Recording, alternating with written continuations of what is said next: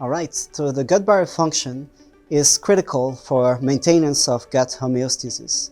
We have a dual function to allow the absorption of nutrients as well as beneficial molecules, but at the same time, you have to prevent the entry of harmful molecules and also prevent translocation of bacteria.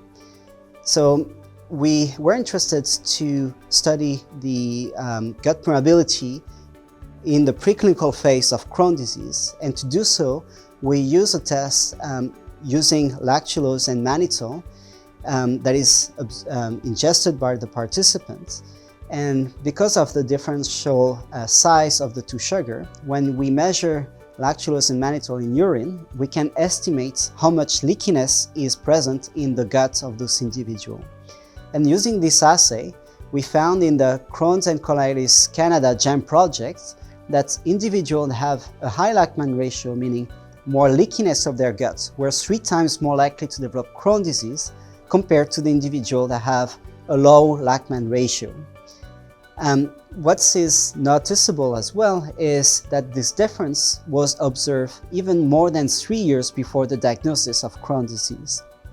Now we're still trying to better understand what are the determinants of the gut barrier function, and we recently found that environmental exposure, notably early in life, can influence the gut permeability, but also that the microbiome play a critical role in regulating the gut barrier function. When we look at the microbiome of those individuals that have a dysfunction of the gut microbiome, we first notice a general dysbiosis in those individuals that was characterized with a lower alpha diversity in individuals that have high Lachman ratio. When we look at specific taxa that contributes to this global shift in composition, we identify several taxa. Clostridium dextrobacter was actually increased, while 3 other bacteria, which was Aldercreutzia, as well as 2 species of Clostridia, was decreased in those individuals with low Lachman ratio, meaning improved gut barrier function.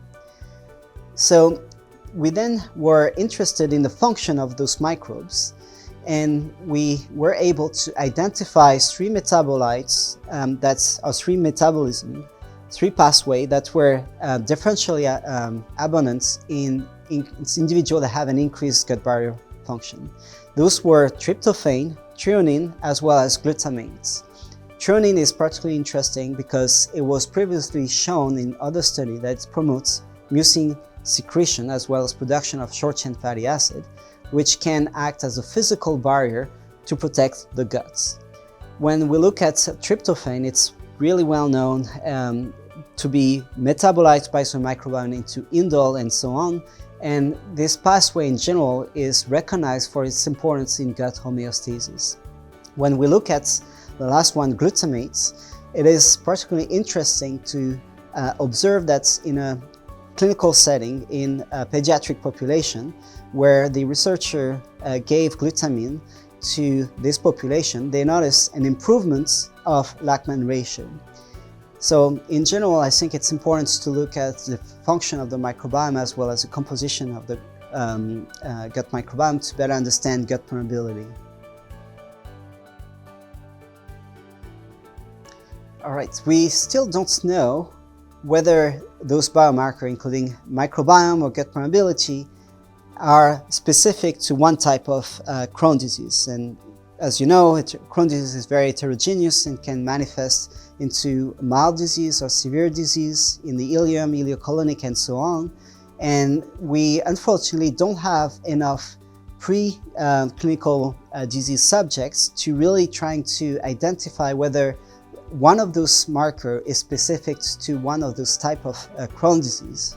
What I can tell you, however, is the gut barrier function and the way we measure it in the GEM project is more reflection of small gut barrier as opposed to the microbiome that is more a reflection of the GI tract in general.